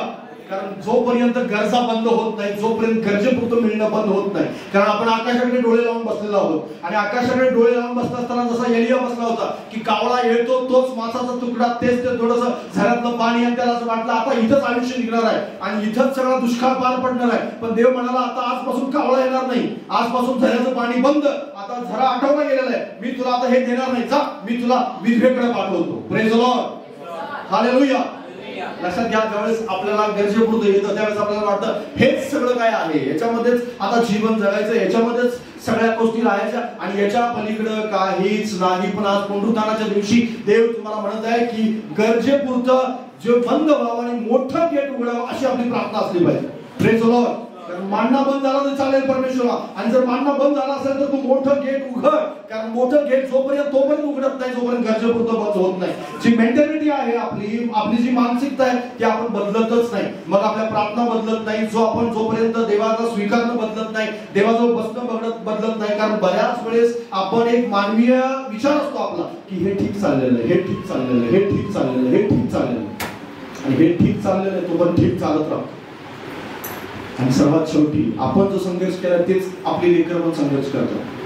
आपण ज्या परिस्थितीतून गेलो त्याच परिस्थितीत आपले लेकर पण जातात, आपण ज्या कंडिशन मधून गेलो त्याच परिस्थितीत आपले लेकर पण जातात. आपल्याला असं वाटतं की मी सुद्धा कसं तरी जीवन जगलोय, माझे लेकर सुद्धा कसं तरी जगतील, पण असं नाही. परमेश्वराची इच्छा तुमच्या आणि माझ्या बाबतीत अशी आहे, निश्चित अर्थाने अशी नाही. परमेश्वराची इच्छा आहे की तुम्ही आणि मी लोकांना उसने देणारं बनलं पाहिजे, लोकांना पुरवणारं बनलं पाहिजे, गरजेपुरतं प्राप्त करणारं नाही. आजपासून परमेश्वर तुमच्या जीवनामध्ये मोठ्या गेटचं द्वार उघडो. हालेलुया. आमेन. आपण सगळ्यांनी ह्या गोष्टी स्वीकारल्या पाहिजे. जोपर्यंत आपण हे स्वीकारणार नाही तोपर्यंत मोठ्या गेटचं द्वार उघडणार नाही. खूप वेळेस आपण गरजेपुरतच प्राप्त करण्यासाठी देवाकडे विनंती, प्रभूजी हे मागू दे, ते मागू दे, याचं कर्ज मिटू दे, त्याचं कर्ज मिटू दे, आणि माझ्या सहित आपल्या सगळ्यांच्या प्रार्थना बऱ्याच वेळेस अशा असतात. पण अशा प्रार्थना बंद करून आपण म्हटलं पाहिजे प्रभूला की प्रभूजी मोठं गेट उघडू दे. हालेलुया. हालेलुया. कारण जोपर्यंत ह्या संदेश मी तयार करत नव्हतो तोपर्यंत मी सुद्धा देवाला असंच म्हणत होतो, प्रभूजी गरजेपुरतं मिळते, हे बंद होऊ दे, ते बंद होऊ दे, हे असं बरंच काय. कारण बऱ्याच वेळेस अशा प्रकारे आपण प्रार्थना करत असतो, आपल्याला वाटत असतं की नाही प्रभूजी असंच चालू असते, पण नाही. देव असं म्हणतो की नाही, मी मोठं गेट उघडणार. हालेलुया. मी मोठं द्वार उघडणार आहे. 1 वर्ष नाही, 1 दिवस नाही, 1 वर्ष नाही, तर 3 वर्षापर्यंत, 7 वर्षापर्यंत खात राहतील इतका आशीर्वाद इस्रायल लोकांना परमेश्वराने दिला होता. हालेलुया. 7 वर्षापर्यंत. कारण देव मोठं गेट उघडू इच्छितो, देव मोठ्या गेट साठी आपली मानसिक तयारी करू इच्छितो. कारण जोपर्यंत आपली मानसिक तयारी होत नाही तोपर्यंत या गोष्टी होणार नाही. हालेलुया. कारण देव बापाची इच्छा आहे तुमच्या आणि माझ्या जीवनामध्ये या गोष्टी व्हाव्यात. आणि या ठिकाणी सांगितलेलं आहे की ज्या दिवशी त्यांनी उत्पन्न खाल्लं त्या दिवशी मानना बंद, त्या दिवशी. कारण जोपर्यंत तुम्ही मोठ्या गेटसाठी प्रार्थना करत नाही, जोपर्यंत मोठ्या गेटसाठी मानसिकता तयार करत नाही, जोपर्यंत मोठ्या गेटसाठी देवाला विनंती करत नाही, आमेन म्हणून ते स्वीकारत नाही, तोपर्यंत ते उघडलं जाणार नाही, तोपर्यंत मांडणा बंद होणार नाही. आपण आकाशाकडे डोळे बंद लावून बसू आणि तो मांडणा पडत राहील, खात राहू, परत दुसऱ्या दिवशी पडेल, परत खात राहू, आणि हे चालत राहणार आहे. आणि असं चालावाची देवाची इच्छा नाही. कारण आता वचनदत्त देशामध्ये प्रवेश करण्याची वेळ आलेली आहे, लक्षात घ्या.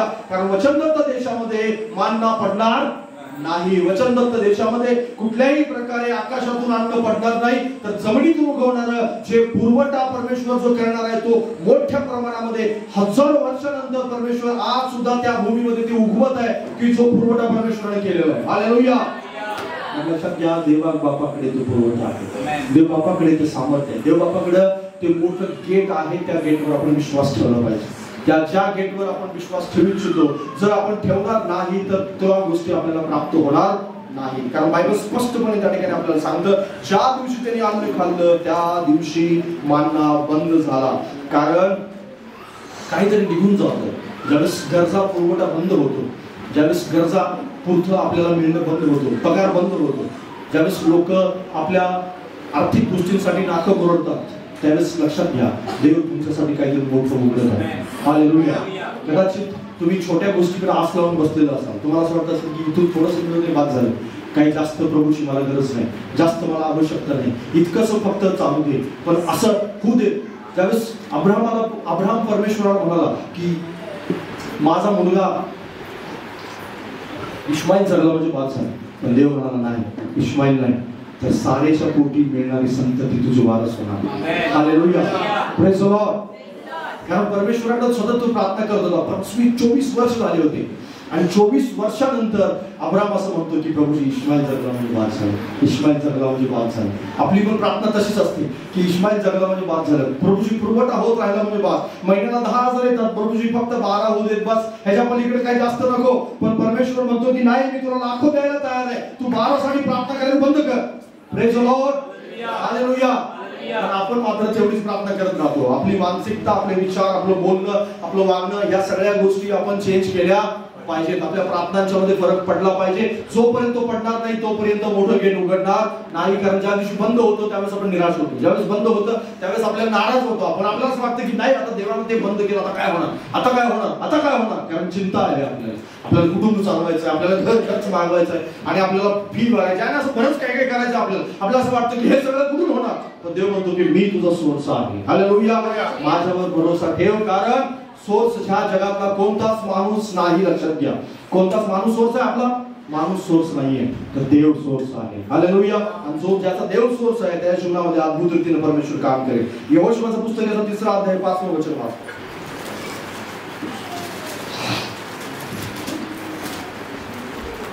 यहोशूआ लोकांना म्हणाला, शुद्ध व्हा, कारण उद्या परमेश्वर तुमच्यामध्ये अद्भुत कृत्य करणार आहे. Praise the Lord. हालेलुया. काय सांगते त्या ठिकाणी वचन? शुद्ध व्हा. हालेलुया. कारण शुद्धताच तुमच्यामध्ये अद्भुत काम करणार आहे. हालेलुया. Praise the Lord. आतापर्यंत तुम्ही ऐकलं ठीक आहे, मोठं गेट उघडणार आहे आणि एक माणूस निघून गेला, देव माझा सहाय्यक आहे, पण मला काय करायचंय तर मला शुद्ध व्हायचंय. हालेलुया. यहोशूआला परमेश्वर म्हणाला की तू आता वचनदत्त देशात आलायस, आता कनान देशात नाहीयेस, आता वचनदत्त देशामध्ये जात आहेस. कारण देव यार्दन ओलांडून तुला पलीकडे घेऊन जाणार आहे आणि पलीकडे नेण्याच्या अगोदर तुला शुद्ध व्हावं लागेल. त्या पाण्यातून जाण्याच्या अगोदर तुला काय व्हावं लागेल? शुद्ध व्हावं लागेल. बाबाला सांगा शुद्ध व्हावं लागेल तुला. कारण उगीचच परमेश्वर उगीचच आशीर्वाद वाटायला बसलेला नाहीये, आशीर्वाद वाटण्यासाठी तो तयार आहे. पण शुद्धतेच्या माणसाला तो शोधतोय. तू कॅन्सल, तू बरोबर आहेस, तू कॅन्सल, तू बरोबर आहेस, 4 कॅन्सल, तू बरोबर आहेस. अशा प्रकारे वर्गीकरण केलं जाईल. हालेलुया. हालेलुया. शुद्धतेलाच देव पलीकडे घेऊन जाईल. यार्दनेच्या पलीकडे सगळे जण जाणार नाही. यार्दनेच्या पलीकडे जाण्यासाठी शुद्धता गरजेची आहे. यार्दनेच्या पलीकडे जाण्यासाठी आकारासारखा एखादा कोणीतरी असेल की जो चोरून नेण्याच्या उद्देशाने आतमध्ये घुसला असेल. असं कोणीतरी असू शकतं की ज्याच्या अंतःकरणामध्ये असं असेल की नाही मला तेच गोष्टी प्राप्त करायचं, मी केवळ आशीर्वादासाठी नाही. देवाला शुद्ध अंतःकरणाची गरज आहे, देवाला पवित्र अंतःकरणाची गरज आहे. कारण देव त्याच व्यक्तीच्या जीवनामध्ये काम करतो जो शुद्धतेने काम करतो. लक्षात घ्या, ज्यावेळेस तुमच्यामध्ये अशुद्धता येते त्यावेळेस विसरून जा देव मार्ग उघडेल. त्यावेळेस विसरून जा. त्यावेळेस तुम्हाला तुमच्या जीवनामध्ये अशुद्धता असते, त्यावेळेस तुमचे विचार अशुद्धता असतात, तुमचं गाणेलं वागणं असतं, अंतःकरणामध्ये काहीतरी लपलेलं पातक असतं. आपल्याला वाटतं असं आपल्याला की नाही ना देव मार्ग उघडेल. पाळक असं म्हणेल की पाळक काही म्हणू द्या, पाळकाला कदाचित माहित नसेल, बाजूवाला काही म्हणू द्या, कदाचित त्याला माहित नसेल, पण देव मात्र शुद्धता पाहून आशीर्वाद देतो. हालेलुया. देव शुद्धता पाहतो जो तुमच्या अंतःकरणाचं परीक्षण करतो. अंतःकरण लोकांच्या बोलण्यावर माझा आशीर्वाद अवलंबून नाहीये, लोकांच्या बोलण्यावर माझा आशीर्वाद अवलंबून नाही. कोणी मला नावं ठेवतं त्याच्यावर माझा आशीर्वाद अवलंबून नाहीये. लक्षात घ्या, लोक मला वेगवेगळ्या प्रकारचे टोमणे मारतात त्याच्यावर माझा आशीर्वाद अवलंबन नाहीये. लोक मला नावं ठेवतात त्याच्यावर माझा आशीर्वाद अवलंबन नाहीये. लोक माझा पाय खेचतात त्याच्यावर माझा आशीर्वाद अवलंबन नाही. लोक माझं खच्चीकरण करायचा प्रयत्न करतात त्याच्यावर माझा आशीर्वाद अवलंबन नाही. मला निराशा आणतात त्याच्यावर माझा आशीर्वाद अवलंबन नाही, तर माझ्या शुद्धतेवर माझा आशीर्वाद अवलंबन. माझ्या शुद्धता असेल तर मी आशीर्वादित होणारच होणार. Praise the Lord. त्याला शुद्धता पलीकडे घेऊन जा. शुद्धता ते शुद्धता नसेल तर पलीकडे नाही घेऊन जाणार. म्हणून देव म्हणतो की आता शुद्ध व्हा. Praise the Lord. शुद्ध व्हा. कारण ज्यावेळेस पवित्र आत्मा येणार आहे त्यावेळेस शुद्धता केली जाते. पवित्र आत्मा येणार आहे. पवित्र आत्मा घाणेरड्या गोष्टीवर नाही बसत. पवित्र आत्मा पवित्र ठिकाणी राहतो. हालेलुया. पवित्र आत्मा कारण तो तुम्हाला सोडून जाणार नाही असं म्हणाला, पण पवित्र आत्मा अशा ठिकाणी येणार नाही. जादूगार सुद्धा म्हणाला की पैसे घ्या आणि मला सुद्धा पवित्र आत्मा दे. त्याच्याकडे पैसे होते. आज सुद्धा लोकांचं असंच झालेलं आहे. येशू माझ्यासोबत नेहमी राहू द्या. माझ्याकडे भरपूर दान अर्पण द्यायला पैसे आहेत. माझ्याकडे चांगली कपडे आहेत. माझ्याजवळ येशूचा आशीर्वाद असू द्या. माझ्याजवळ चांगल्या प्रकारचं टॅलेंट आहे. माझ्याजवळ आशीर्वाद असू द्या. शुद्धता आशीर्वाद टिकवून ठेवते. शुद्धता देवाची उपस्थिती टिकवून ठेवते. शुद्धता असेल, तुम्ही टॅलेंटेड नसाल पण कदाचित, तुम्ही पैशाने मजबूत नसाल पण कदाचित, तुम्ही चांगले कपडे घालत पण नसाल, तुम्हाला चांगलं शुद्ध बोलता पण येत नसेल, पण शुद्धता असेल तर तुम्ही मात्र येशू तुमच्या बरोबर सोडून जाणार नाही. तो नेहमी तुमच्या सोबत असेल. हालेलुया. आशीर्वादित होणारच होणार. आज काय होतंय त्याचा मॅटर नाही करत. आज तुमच्या जीवनामध्ये आशीर्वाद आहे, पैसा नाहीये, संकटात तुम्ही जाताय, उंच आकाशामध्ये आहात, तुम्ही खाली पडण्याच्या लोकांना असं वाटतं की हा पडतो, हा पडतो, हा पडतोय, आता ह्याचं संपलेलं आहे सगळं, आता हा उठू शकत नाही. पण देव म्हणतो की नाही, मी जसा उठलाय तसा मी तुला उठवेन. हालेलुया. हालेलुया. मी तुझ्या सोबत आहे. तू शुद्धता आहे. मी तुला तपासत आहे. मी तुझं शुद्धीकरण करत आहे. तू शुद्धतेच्या मार्गातून जात आहेस. मी तुझ्या अंतःकरणामध्ये सगळी तपासणी करत आहे. एक दिवस येईल की नावं ठेवणारे तुझा जयजयकार करतील. नावं ठेवणारे असं म्हणतील की हाच तो मनुष्य ज्याच्या सोबत आम्ही ज्याला नावं ठेवत होतो, ज्याच्याकडे बोट टाकवत होतो, हा शुद्ध होता. तुमची शुद्धता लोकांसमोर गौरवानं प्रगट होईल. हालेलुया. कारण बायबल असं सांगतं मोशे शुद्ध होता, यहोशुवा शुद्ध होता. आणि यहोशुवा शुद्ध असणारा यहोशुवा ज्यावेळेस यार्देनेच्या काठावरती गेला, आणि बायबल त्या ठिकाणी सांगतं की देवानं तेव्हापासून यहोशुवाचं गौरव लोकांसमोर प्रकट करायला चालू केलं. हालेलुया. प्रकट करायला चालू केलं. आणि बायबल त्या ठिकाणी सांगतं जसा ते मोशेचं बळ त्याच्या आयुष्यभर बाळगत होते, तसे संपूर्ण हयातीत ते यहोशुवाचं बळ बाळगत होते. Praise the Lord. हालेलुया. हे कधी झालं? ज्यावेळेस यार्देन नदी यहोशुवा आणि याजकांचे पाय त्या पाण्याला लागले, यार्देन दुभागली आणि मोठ जे पाणी होतं ते भिंतीसारखं उभं राहिलं. यार्देन पलीकडे सगळे 10 लाख लोक पलीकडे गेले आणि लोकांना समजून आलं की यहोशुवा सोबत परमेश्वर आहे. Praise the Lord. यहोशुवा सोबत देव आहे. जसा मोशे सोबत देव होता तसा यहोशुवा सोबत आहे. हालेलुया. देव गौरव प्रगट करतो. देव गौरव प्रगट करतो. आणि तिथे लिहिलंय की शुद्ध व्हा, म्हणजे देव तुमच्यासाठी अद्भुत काम करेल. शुद्ध व्हा. लक्षात घ्या. तिसरी गोष्ट आहे शुद्ध झालं पाहिजे तुम्ही. अपवित्रता असेल काढून टाका. तुम्हाला असं वाटतंय की बंधुताला सामर्थ्य माझ्यामध्ये काम करावं, ती फुंकर माझ्यावर पण यावी, आणि पवित्र आत्मा असा मागून मिळत नाही, केवळ प्रार्थना करून हट्ट धरून मिळत नाही. लक्षात घ्या. पवित्र आत्मा त्याचं सहाय्य केवळ आपण त्याच्याजवळ नुसतं उपवास करतो म्हणून मिळत नाही, तर शुद्धतेने मिळतो. कारण उपवास हे शुद्धतेने करावे लागतात, प्रार्थना शुद्धतेने करावी लागते, त्याच्याच आज्ञा शुद्धतेने पाळाव्या लागतात, त्याचं गौरव शुद्धतेने करावं लागतं, आत्म्याने खरेपणाने त्याच्या आज्ञा पाळाव्या लागतात. त्यावेळेस पवित्र आत्मा आल्याशिवाय राहत नाही. हालेलुया. त्याला तुम्ही आणू शकत नाही, त्याला जगात सामर्थ्य आणू शकत नाही. तुमचा सोबती काय म्हणतो याला काही फरक पडत नाही. देव देणारा परमेश्वर महान आहे. तो भिंत दरवाजा हे सगळं काही पाहत नाही. देव डायरेक्ट तुमच्यावरती अभिषेक करतो. हालेलुया. Praise the Lord. हे होतं लक्षात. हे होण्यासाठी काय करावं लागतं? शुद्ध व्हावं. आणि शुद्ध झाल्यानंतर परमेश्वर तुम्हाला नक्कीच त्या अभिषेकाला बघेल. आणि तिसरी महत्वाची गोष्ट, शुद्ध होणं जास्त गरजेचं आहे. आणि त्याच्यानंतर आपण वाचूया यहोशुवाचं पुस्तक 4 अध्याय 7 वचन.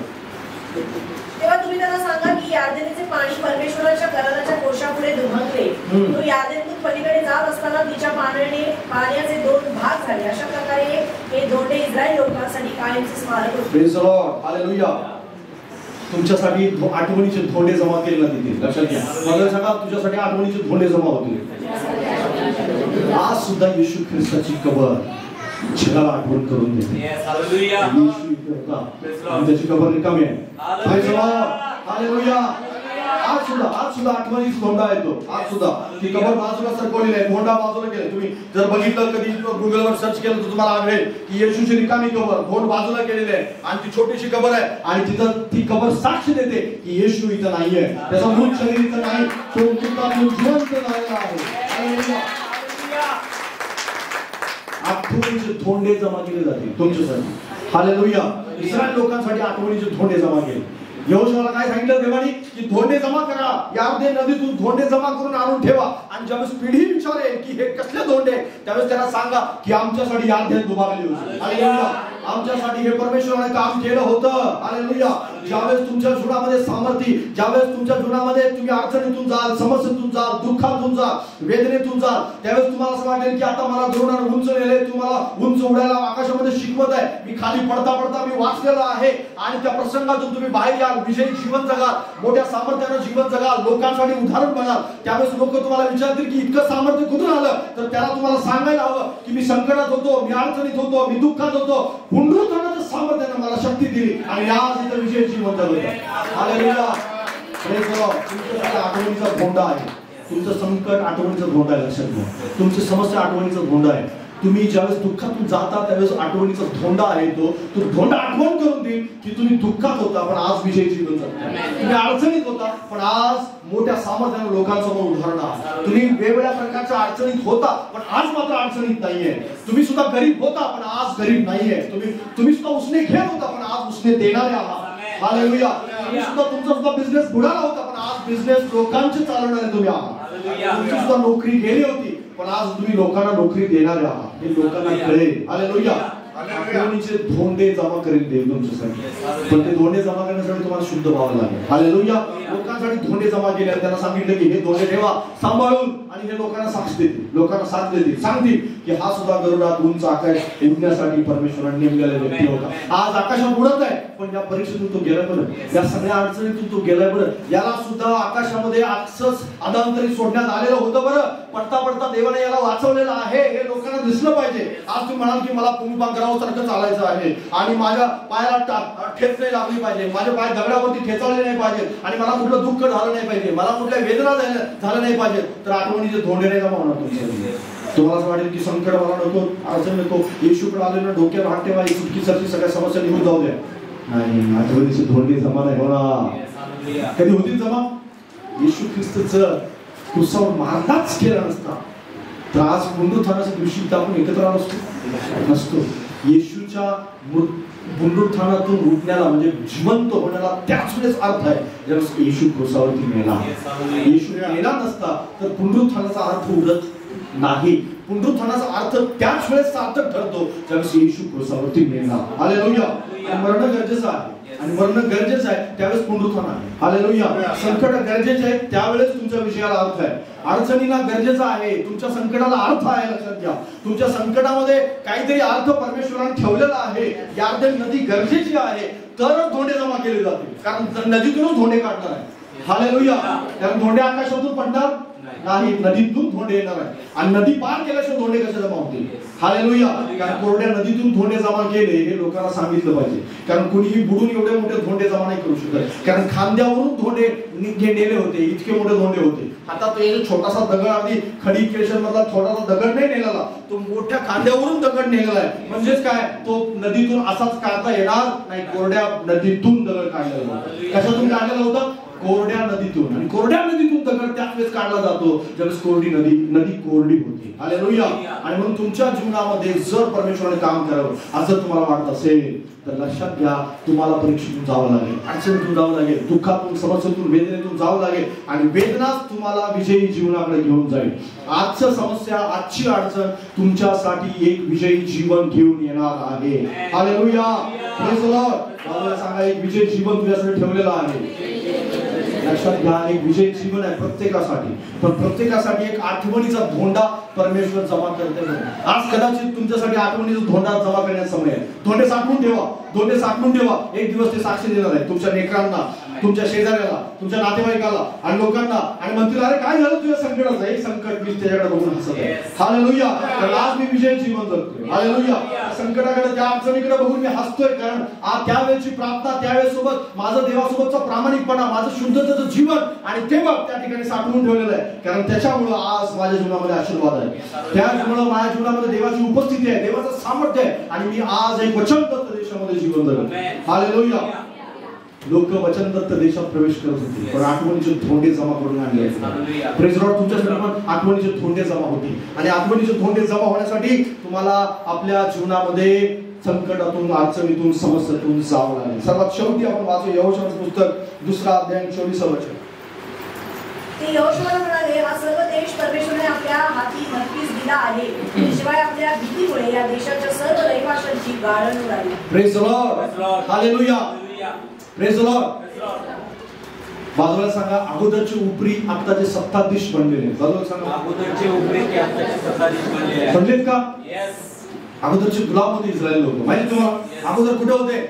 गुलामगिरीत होते, संकटात होते, अडचणीत होते, रोज फटके खात होते आणि वेगवेगळ्या प्रकारच्या यातना सहन करत होते. 430 वर्ष देवानं त्यांना यातनांच्या मध्ये टाकलेलं होतं. वेगवेगळ्या प्रकारच्या यातनातून ते हात मारत होते देवाला की प्रभूजी आम्हाला वाचव, प्रभूजी आम्हाला वाचव, प्रभूजी आम्हाला वाचव. आणि 40 वर्षाचा कठीण प्रवास करून वेगवेगळ्या प्रकारच्या अडचणीतून, रानावनातून, वेगवेगळ्या प्रकारच्या समस्येतून आणि सगळ्या परिस्थितीतून त्यांना उपरी म्हणून परमेश्वरानं चालवलं. आता यार्देन नदीसमोर ते आले आणि त्या ठिकाणी त्यांना ऐकायला मिळतं की जे यरीहोचे लोक आहेत, जे कनान देशामध्ये राहणारे लोक आहेत, या सगळ्या लोकांच्या मध्ये एक भीतीनं गाळण उडालेले. आणि त्यांना कळालं की जे अगोदर उपरी होते, जे अगोदर गुलाम होते, ते आता खूप सामर्थ्य बनले आणि त्यांच्या समोर आपला टिकाव लागू शकत नाही. Praise Lord. हालेलुया. अगोदरचे उपरी आत्ताचे इस्रायल लोक त्या इस्रायल देशाचे सत्ताधीश आहेत. हालेलुया. अगोदरचे गुलाम आत्ताचे सत्ताधीश आहे. अगोदरचे गुलाम आत्ता देश ताब्यात घेऊन बसलेले. अगोदरचे गुलाम आत्ता त्यांच्या हातामध्ये अधिकार आहे. अगोदर गुलाम असणारे, लोकांचे फटके खाणारे आज लोकांच्या वरती अधिकार चालवत आहे. अगोदर त्या कुठल्याही प्रकारच्या गोष्टीचा अधिकार नसलेले आज कुठल्याही गोष्टी मध्ये एक सर्वश्रेष्ठ जीवन जगत आहे. Praise Lord. हालेलुया. लक्षात घ्या, तुम्हाला उपऱ्यामधून, गुलामगिरीतून सत्ताधीशांच्याकडे घेण्यासाठी परमेश्वर आलेला. पुनरुत्थानाचं सामर्थ्य हे सत्ताधीशाकडे जाणारं सामर्थ्य आहे. तुम्हाला माहिती आहे, येशू ख्रिस्त ज्यावेळेस क्रुसावरती मेला तर त्यावेळेस कुठे गेला माहिती आहे? तो मरणानंतर तो कुठे गेला होता? मरणानंतर तो नरकाच्या चाव्या, ज्या चाव्या सैतानाकडे होत्या, त्या चाव्या हिसकावण्यासाठी गेला. हालेलुया. तो चाव्या कुठे गेला होता? तो चाव्या हिसकावण्यासाठी गेला होता. त्या किल्ली जी आहे, जी आजपर्यंत आदामाकडून काढून घेतली गेलेली होती, ती आदामाकडून घेतलेली चावी पुन्हा एकदा जी किल्ली आहे ती पुन्हा एकदा येशूच्या हातामध्ये आलेली आहे. हालेलुया. त्या ठिकाणी मरणाच्या आणि अधोलोकाच्या किल्ल्या कुणाकडे आहेत? येशू ख्रिस्ताकडे. आणि त्या किल्ल्या येशूच्या मरणानंतर येशूकडे आलेल्या. हालेलुया. कुणाकडे होत्या? सैतानाकडे होत्या. पण सैतानाकडून पुन्हा एकदा आता कुणाकडे आलेले? येशू ख्रिस्ताकडे आलेले. आणि तीच किल्ली आज येशू ख्रिस्ताच्या हातामध्ये आहे. आणि ज्याला लोक असं म्हणत होते की हा मरणावरती, हा क्रुसावरती संपला, याचा आता पुढे जीवन काहीच नाही होऊ शकत, पण तो मात्र त्याला माहिती होतं की सैतानाकडून किल्ली हिसकावण्यासाठी माझं मरण या ठिकाणी होत आहे. हालेलुया. आता लोक नावं ठेवत आहेत, क्रुसाच्या खाली बघून म्हणतात तू खाली ये, खाली ये, खाली ये, पण मी मरेन आणि मी एक किल्ली माझ्या हातामध्ये असेल, विजयाचं सामर्थ्य माझ्या हातामध्ये असेल. हालेलुया. आणि ते सामर्थ्य येशू ख्रिस्ताकडे होतं बरं. आणि म्हणूनच तो म्हणाला की स्वर्गात आणि पृथ्वीवर अधिकार आता माझ्याकडे आहे. हालेलुया. कदाचित आज तुम्हाला वाटत असेल की माझ्याकडे काही नाही, माझ्याकडे सगळं संपलंय, माझा आर्थिक परिस्थिती बेकार आहे, माझ्या कठीण घरामध्ये परिस्थिती कठीण आहे, मी निराश आहे आणि मला लोक नावं ठेवतात, वेगवेगळ्या प्रकारच्या कठीण परिस्थितीतून मी जात आहे. काही काळामध्ये एक वेगळी चावी देणार आहे, एक वेगळी किल्ली देणार आहे की ज्याच्याद्वारे तुम्ही अधिकार चालवाल, ज्याच्याद्वारे तुम्ही वेगवेगळ्या प्रकारचं सामर्थ्याची कामं कराल. परमेश्वर तुमच्या हातामध्ये ते पवित्र आत्म्याचं सामर्थ्य देईल आणि त्या सामर्थ्याद्वारे परमेश्वर तुमच्याद्वारे काम करेल. हालेलुया.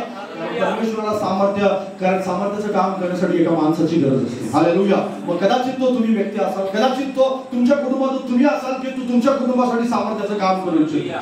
हालेलुया. कारण प्रत्येक कुटुंबातून कुणाच तरी त्याला गरज असते की त्या कुटुंबासाठी सामर्थ्याची काहीतरी कार्य करावी. आर्थिक गोष्टीमध्ये परमेश्वराने काम करावं, वेगवेगळ्या प्रकारच्या अडचणीत परमेश्वराने काम करावं, व्यवसाय त्यांचा मोठा व्हावा, त्यांच्या सगळ्या प्रकारची परिस्थिती बदलावी, सगळं कुटुंबाला वेगवेगळ्या प्रकारे परमेश्वराला उंचीवर आणावं, यासाठी कुठून तरी तो कुठल्या तरी माणसाचा शोध करत असतो आणि तो माणूस तुम्ही असणार आहात. हालेलुया.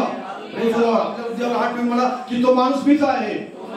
कारण लक्षात घ्या, ज्या माणसाद्वारे परमेश्वर काम करू इच्छितो त्याला परमेश्वर कठीण परिस्थितीतून नेतो, अडचणीतून नेतो, दुःखातून नेतो, गुलामगिरीच्या परिस्थितीतून नेतो आणि त्याला हे परमेश्वर समजावून सांगतो की असं पंख पसरायचं असतं, असं आकाशामध्ये उडायचं असतं, घाबरायचं नाही कारण मी तुझ्या सोबत आहे. पवित्र आत्मा मी तुला खात्री देत आहे की मी तुला सोडून जाणार नाही. आठवणीचे धोंडे जमा करत राहा कारण तू सत्ताधीश होणार आहे. हालेलुया. उपऱ्यांना परमेश्वर सत्ताधीश बनवायचे. कारण इस्रायल लोकांना घाबरली होती माणसं. यरीहोचे लोक नाही केवळ कनान देशातला प्रत्येक अनाकी वंश, अनाकी माहिती तुम्हाला, अनाकी म्हणजे 9-9 फुटाची असणारी माणसं बुटक्या माणसांना घाबरले होते. हालेलुया. कारण ज्या अगोदर म्हणत होते आम्ही टोळांसारखे भासतो त्यांना घाबरले होते, त्या अनाकी माणसांना, ज्यांची उंची 9-9 फूट होती असे लोक त्या छोट्या छोट्या माणसांना घाबरले होते कारण ते देवाचं सामर्थ्य होतं. आता त्यांच्याकडून शक्ती कुठून आली होती? आता देवाचं सामर्थ्य होतं, आता देवाची शक्ती होती, आता परमेश्वराने त्यांना बळ दिलं होतं. आणि यहोशुआसारखा एक आत्मिक पुढारी, शुद्ध असणारा पुढारी त्यांच्या समोर होता. आणि यहोशुआच केवळ नाही तर इस्रायल, सगळ्या इस्रायल लोकांना परमेश्वराने शक्ती दिली होती. जशा प्रकारे जे हे पेत्र, योहान, याकोब हे सगळे शिष्य बंद दरवाजे करून बंद बसलेले होते आतमध्ये. त्यांना असं वाटलं की आता पुढे जाणं आम्हाला शक्य नाही. पण तुम्हाला माहित आहे ज्यावेळेस प्रेरितांच्या कृत्यामध्ये पवित्र आत्मा आला, तोच पेत्र घाबरणारा, तोच पेत्र शिपायाचा कान कापणारा, तोच पेत्र शेकोटी भोवती उभा असणारा म्हणणारा की मी येशूला ओळखत नाही, तोच पेत्र शिपायांसमोर असं म्हणणारा की मी येशू मला कोणा ठाऊक नाही, तोच पेत्र 3000 लोकांच्या मध्ये उभा राहिला आणि म्हणाला की येशू शिवाय दुसरा कोणी तारणारा नाही. कारण आता काय होतं? आता अधिकार होता त्याच्या पवित्र आत्म्याचा, आता अधिकार होता, आता सामर्थ्य होता, आता बळ होता, आता शक्ती होती. आणि 3000 लोकांचं अडाणी पेत्राद्वारे परिवर्तन. अडाणी पेत्र पवित्र आत्म्याचं सोबत आठवणीचे धोंडे जमा केले होते की मी कान कापला होता बरं गेतसेमने बागेत, मी रडलो होतो मोठ्या दुःखाने, मी शेकोटी भोवती नाकारलं होतं. मी तोच पेत्र आहे की जो नावेमध्ये पाणी बघून, वारा बघून बुडाला होतो, पाण्यामध्ये बुडालो होतो. तोच पेत्र मी की लगेच म्हणालो होतो की प्रभूजी तुम्हाला तसं न हो. असा पेत्र आज शिष्यांच्या मध्ये पुढारी पण करत आहे. असा पेत्र आज पहिल्या मंडळीचं पुढारी पण करत आहे. तो म्हणत आहे की येशू शिवाय दुसरा कोणीही देव नाही. आकाशामध्ये आणि पृथ्वीवर, खाली पृथ्वीवर कोणतंही असं नाव दिलं नाही की ज्याच्या नावामध्ये तारण आहे. येशूच एकमेव नाव आहे की ज्याच्या नावामध्ये तारण आहे. हालेलुया. पेत्र म्हणू शकला येशूच्या सामर्थ्यामुळे, येशूच्या पुनरुत्थानाच्या सामर्थ्यामुळे. कालचे उपरी लोक, कालचे खबरदारी आज सत्ताधीश बनले. काल ज्यांच्या हातामध्ये कोणताच देश नव्हता, काहीच नव्हतं, आकाशातून आलेल्या मानण्यावरती जे अवलंबून होते, आकाशातून काहीतरी धान्य पडेल आणि ते खाऊ आणि कसं तरी गुजारा करू असं म्हणणारे आज मात्र इस्रायल देशाचे अधिकारी आहेत. इस्रायल देश त्यांचा, इस्रायल देशामध्ये मिळणार प्रत्येक उत्पन्न त्यांचं आहे, त्या ठिकाणी असणारा प्रत्येक घर त्यांचं आहे, प्रत्येक जमीन त्यांची आहे. आजचे सत्ताधीश ते आहेत. लक्षात घ्या. त्यावेळेस परमेश्वराने त्यांना ती शक्ती दिली, बळ दिलं. यहोशुआच्या पुस्तकातून या 5 गोष्टी शिकत असताना मी तुम्हाला हे सांगण्याचा प्रयत्न करत आहे की पुनरुत्थानाचं सामर्थ्य तुमच्याही जीवनामध्ये तशाच प्रकारे काम करणार आहे. तुम्ही उपरी असाल, कदाचित तुम्ही गुलाम असाल, कदाचित तुम्हाला असं वाटत असेल की माझ्या जीवनामध्ये काही नाहीये, मी हताश आहे. तोंडाने, मनाने, अंतःकरणाने स्वीकारणे ह्याच्यामध्ये खूप मोठा फरक असतो. लक्षात घ्या. बऱ्याच वेळेस लोकांना असं वाटतं की मी मुखाने असं म्हणत आहे पण माझ्या अंतःकरणात मात्र वेगळ्या प्रकारची कठीण परिस्थिती आहे, वेगळ्या प्रकारच्या अडचणीतून मी जात आहे, माझी परिस्थिती कुणाला ठाऊक नाही, माझ्या घरात काय होत आहे हे कुणालाच माहित नाही, मी कोणत्या संकटाचा सामना करत आहे हे मला कुणालाच माहित नाही, पण देवाला सर्व ठाऊक आहे. हालेलुया. देव सगळं जाणतो. देव तुमच्या घरामध्ये उपस्थित आहे. देव तुम्हाला म्हणत आहे की मी तुला अनाथ सोडणार नाही, मी तुझ्या सोबत नेहमी आहे. आठवणीचे धोंडे जमा कर. मी तुला गरुडाप्रमाणे तुझी परीक्षा घेत आहे, मी तुला उंच आकाशामध्ये नेत आहे, खाली सोडत आहे, पण या सगळ्या परिस्थितीत मी तुला उंच उडायला शिकवत आहे. मी तुझे पंख मजबूत करत आहे, तुझी शिकार करण्याची ताकद मी वाढवत आहे. आज तू कुठल्याही प्रकारचा अधिकार ठेवत नाहीस, पण येणाऱ्या दिवसामध्ये मात्र तुझ्याकडे अधिकार असेल, तू सत्ताधीश असतील, तुझ्याकडे सामर्थ्य असेल. कदाचित आज तुझा बिझनेस संपलेला आहे पण उद्या तो वाढणार आहे. आज कदाचित आर्थिक परिस्थिती बिघडलेली आहे, बँकेमध्ये कुठल्याही प्रकारचे शून्य रुपये जमा आहे, पण परमेश्वर म्हणत आहे की त्या ठिकाणी हजारोचा आणि वेगवेगळ्या प्रकारच्या तुटपुंजा पैशाचा विचार करू नकोस, तर लाखोचा विचार कर, कारण परमेश्वर ते वाढवणार आहे. त्या पुरवठ्याकडे पाहू नकोस, तर मोठ्या गेटकडे पहा, मोठ्या दरवाजाकडे पहा, जो गेट उघडणार आहे त्या गेटकडे बघ. मी तुला सामर्थ्य देईन, मी तुला शक्ती देईन. कारण लक्षात घ्या, असं प्रार्थना केल्याशिवाय, असं म्हटल्याशिवाय देव तुमच्या जीवनामध्ये काम करणार नाही. मान्याकडे पाहणं बंद करा आणि जे पीक उत्पन्न मिळणार आहे, जे हजारो वर्ष टिकून राहील, अशा उत्पन्नाकडे लक्ष लावा. कारण देव त्याच वेळेस ते उत्पन्न तुम्हाला देणार आहे लक्षात घ्या. आज या संदेशाद्वारे परमेश्वर तुमच्या जीवनामध्ये पुनरुत्थानाचं सामर्थ्य काम करू इच्छितो. ते सामर्थ्य तुमच्या जीवनामध्ये काम करावं अशी प्रभूची इच्छा आहे. आणि म्हणून आज हा संदेश देत असताना परमेश्वर माझ्यामध्ये सुद्धा त्या प्रकारच्या गोष्टी करत आहे. माझ्यावर सुद्धा प्रार्थना बदललेल्या आहेत. माझ्या जीवनामध्ये परमेश्वर त्या प्रकारे ते परमेश्वरा सामर्थ्याचं काम करत आहे. तुमच्याही जीवनामध्ये परमेश्वर त्या सामर्थ्याचं काम करणार आहे. हालेलुया. अद्भुत रीतीने परमेश्वर तुम्हाला त्या संदेशाद्वारे आशीर्वादित करो. आणि बायबल सांगतं शुद्ध व्हा म्हणजे उद्या तुम्ही अद्भुत काम पहा. हालेलुया. हालेलुया. शुद्धता ही खूप महत्वाची गोष्ट आहे. विश्वासाबरोबर त्याच्या सोबत असण्याबरोबर पवित्र आत्म्याच्या सामर्थ्याबरोबर आणि ह्या परीक्षांच्या मध्ये धोंडे जमा करण्याबरोबर शुद्धता ही सुद्धा आवश्यक असणारी गोष्ट आहे. आणि जितकी शुद्धता आधी तितकं अद्भुत काम आधी. बघू तुम्हाला नक्कीच या संदेशाद्वारे खूप खूप आशीर्वादित करू. आणि